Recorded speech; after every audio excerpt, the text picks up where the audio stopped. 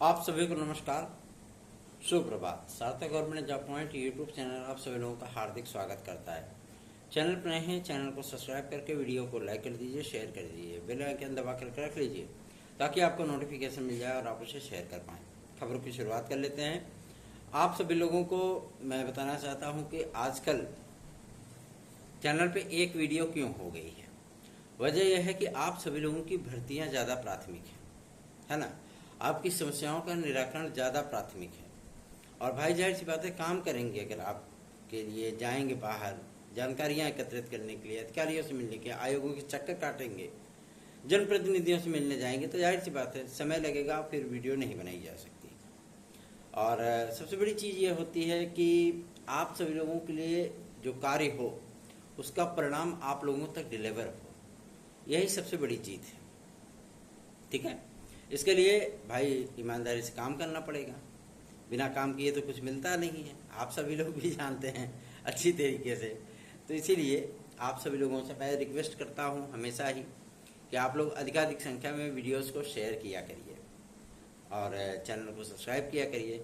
कल की तारीख में जो पदों का विवरण था वो प्रेषित किया गया है शासन को विभिन्न आयोगों के माध्यम से। अकेले माध्यमिक शिक्षा विभाग ने जो जानकारी भेजी है, अगर अर्धशासकीय सहायता प्राप्त विद्यालयों की बात की जाए तो उन्होंने बताया है कि टोटल हमारे पास 31,000 पद रिक्त हैं टोटल। ठीक है ना, मतलब टीजीटी पीजीटी के 31,000 पद वो रिक्त हैं, वो माध्यमिक शिक्षा विभाग के। और अगर इसमें राजकीय को भी प्लस कर दिया जाए तो ये पदों का आंकड़ा लगभग 43,000 पहुँच जाता है। तो आप स्वयं जो है अनुमान लगा लीजिए कि कितने पद इसमें टीजीटी के हो सकते हैं, कितने पद पीजीटी के, और कितने एलटी के, कितने जीआईसी के। ठीक है, और अन्य विभागों ने भी जिस तरीके से पदों की जानकारियां भेजी हैं, अब विद्यार्थी इस चीज को लेकर के उतावले हो जाते हैं कि आखिर परीक्षा के लिए कोई संस्थान एग्जाम डेट क्यों नहीं घोषित कर रही है। तो उसका एक मैं आप लोगों को बताना चाहता हूं कि उसका एक अगला ही प्रारूप है।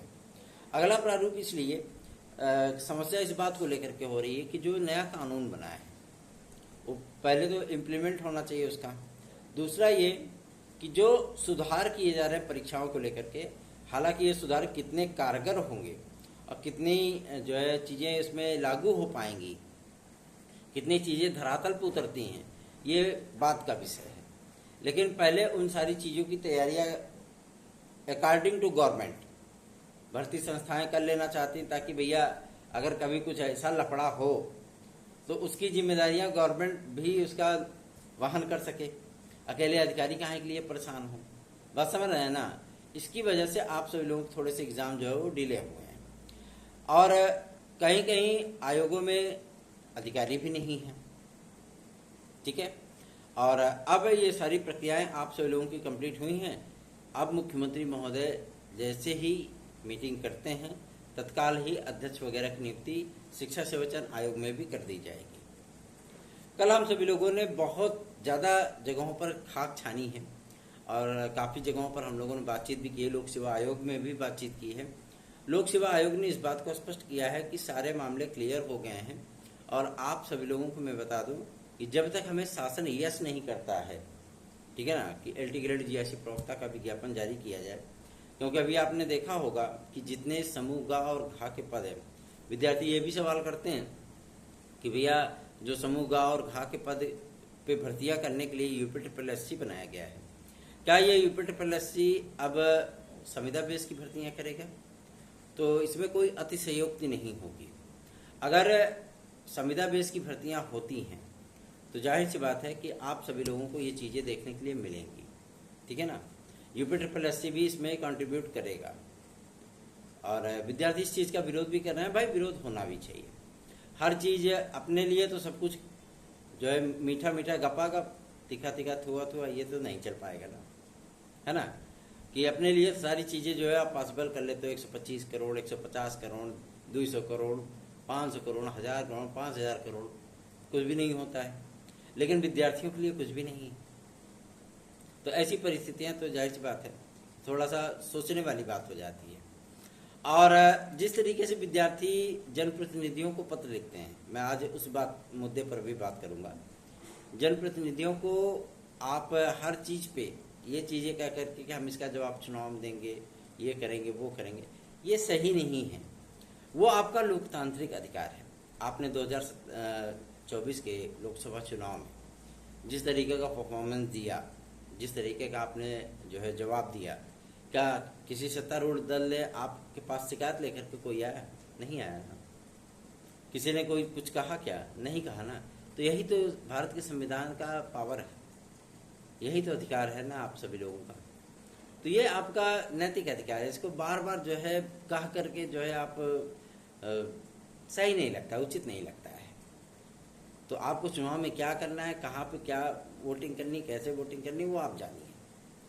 लेकिन आपका जो हक है, जो अधिकार है, आप यदि उसे जनप्रतिनिधियों तक पहुंचा रहे हैं तो आप उनसे विनम्रतापूर्वक अपने संवैधानिक अधिकारों का उपयोग करते हुए वैसी तार्किकपूर्ण बातें रखिए ताकि सामने वाला भी आपसे इम्प्रेस हो।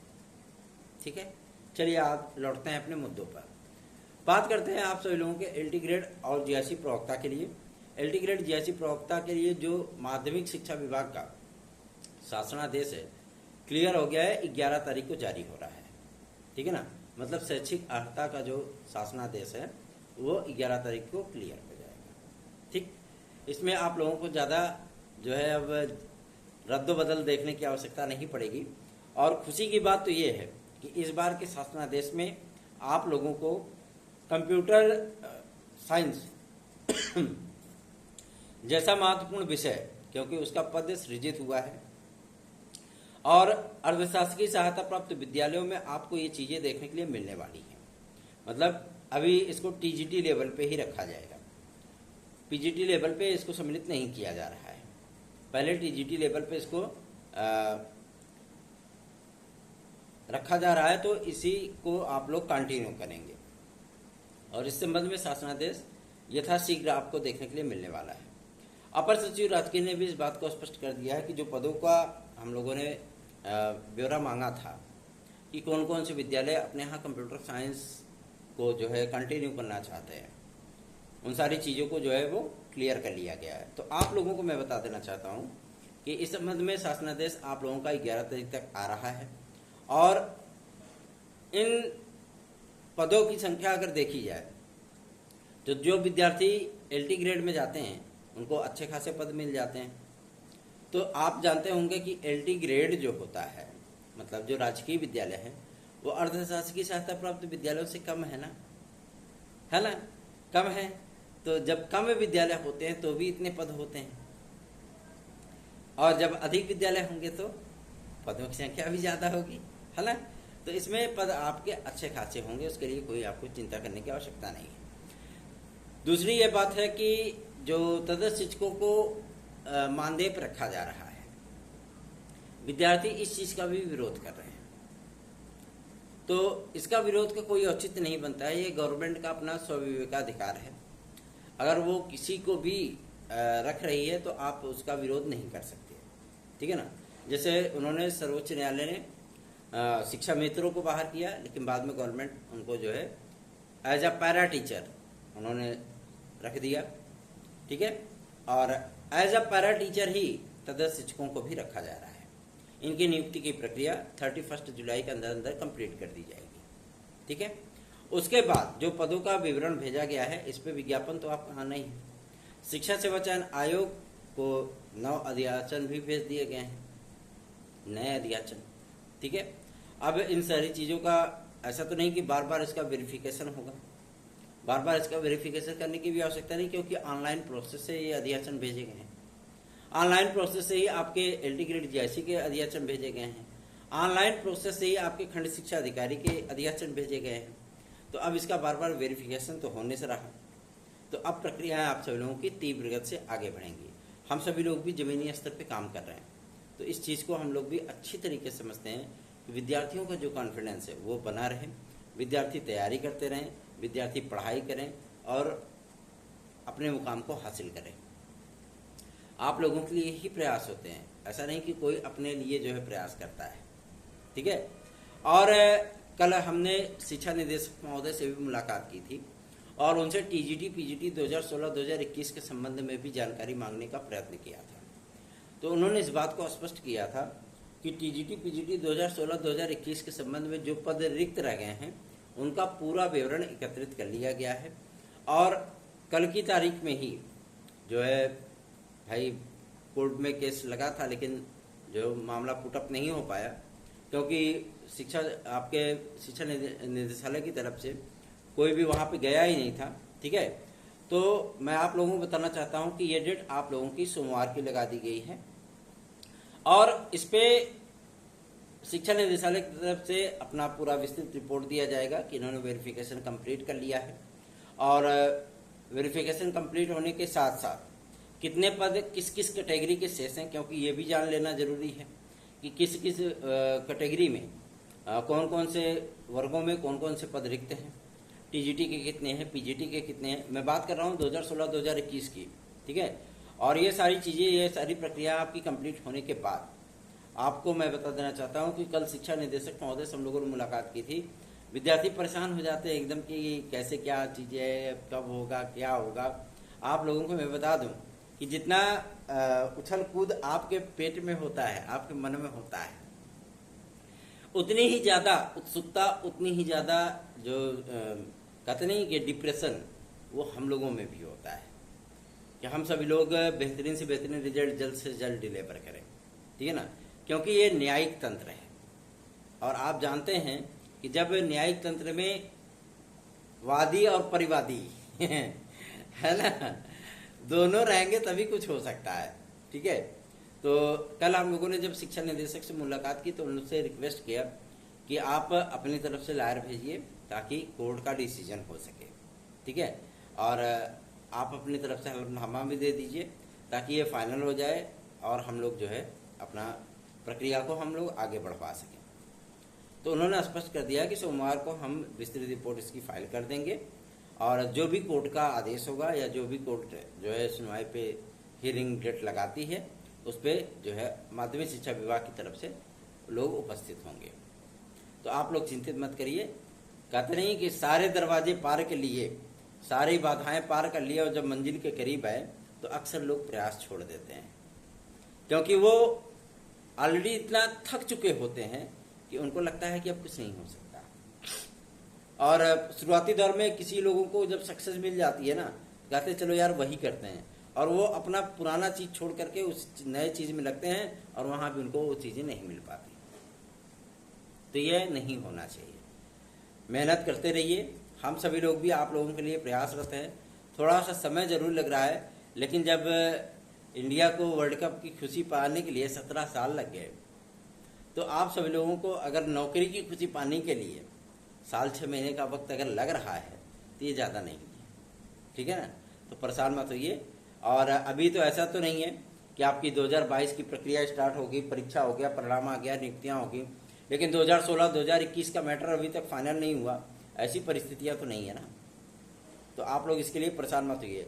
आपको मैं ये भी याद दिला दूं कि 2016 की जो प्रतीक्षा सूची फाइनल हुई है, ठीक है ना, वो प्रतीक्षा सूची हमारी ही याचिका पे आई थी, ठीक, उसी बेस पे हुआ था।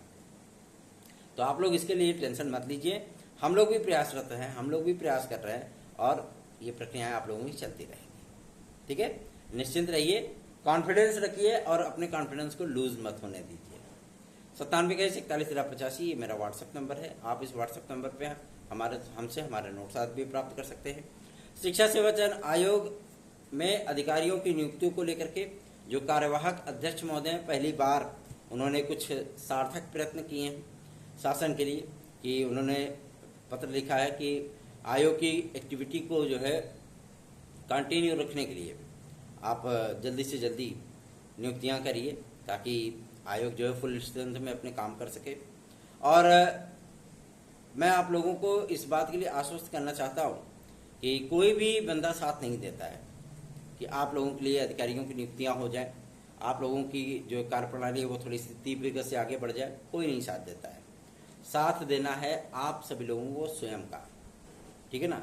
आप लोग सहयोग करिए, साथ आइए, साथ जुड़िए ताकि हम सभी लोग भी बेहतरीन से बेहतरीन प्रयत्न कर सकें। और टीजीटी पीजीटी के लिए भी मैं आप लोगों को बता दूं 15 जुलाई के पहले पहले आप लोगों को बेहतरीन न्यूज मिल जाएगी। इसके लिए आप लोगों को चिंतित होने की आवश्यकता नहीं है। बने रहिए सार्थक government job point YouTube channel पे। कुछ विद्यार्थी उस दिन हमारे पास जो है फ़ोन करके पूछ रहे थे कि भैया यूपी कांस्टेबल का पेपर कब तक होगा। तो एग्ज़ाम डेट आप लोगों की जुलाई में आ जाएगी और आप लोग ये मान करके चलिए कि आपको गवर्नमेंट ज़्यादा से ज़्यादा 1 महीने से अधिक समय नहीं देगी। तो तैयारियां अपनी स्टार्ट रखिए, आप लोग पढ़ाई करते रहिए, अगस्त को टारगेट मान करके चलिए, ठीक है ना। क्योंकि इतनी बड़ी संख्या में विद्यार्थियों को डील करना, परीक्षाएं कराना, अभी तो बहुत सारे परिवर्तन चल रहे हैं कि अगर आप किसी भी कंपटीशन में सम्मिलित हो रहे हैं तो अपने गृह जनपद में आप पेपर नहीं दे पाएंगे। क्या इससे पेपर की धांधली, भ्रष्टाचार, ये सारी चीज़ें रुकेंगी? वो तो आने वाला वक्त बताएगा। लेकिन इतनी चीज़ें ज़रूर हैं कि अब विद्यार्थी अपने गृह जनपद में जो पेपर नहीं दे पाएंगे। ऐसे ही परिवर्तन होते रहेंगे। चलो ठीक है, अच्छी बात है। ये परिवर्तन हम सभी लोगों की सुविधाओं के लिए है। मानते हैं कि इसमें बहुत सारी असुविधाएं भी होंगी, लेकिन कोई दिक्कत नहीं है। परिवर्तनों का दौर चलता रहे, मंथनों का दौर चलता रहे, इन सारी चीज़ों में प्रक्रियाएं भी विद्यार्थियों की आगे बढ़ते रहें तो ज़्यादा बेहतर है। एक इन निराशाओं के बीच में आशाओं की किरण जली है खंड शिक्षा अधिकारी को लेकर के। खंड शिक्षा अधिकारी के लिए विज्ञापन की जो प्रक्रिया है वो स्टार्ट हो चुकी है और सबसे बड़ी चीज़ है कि इस विज्ञापन की प्रक्रिया आप लोगों को अगस्त के महीने में इसका विज्ञापन देखने के लिए मिल सकता है। ये एक थोड़ी सी ग्रेटेस्ट न्यूज है लोक सेवा आयोग की तरफ से, ठीक है ना। और आयोग भी चाहता है कि इस विज्ञापन को जारी कर दिया जाए। तो मुमकिन है कि इस विज्ञापन को यथाशीघ्र उत्तर प्रदेश लोक सेवा आयोग जारी कर सकता है। तो निश्चिंत रहें, बेफिक्र रहें। चैनल को सब्सक्राइब ना किया हो सब्सक्राइब कर लें, वीडियो को लाइक ना किया हो तो लाइक कर दें, शेयर कर दें तो और भी अच्छी बात है। लोगों को जोड़िए अधिकाधिक संख्या में। धन्यवाद। आप सभी का दिन शुभ हो।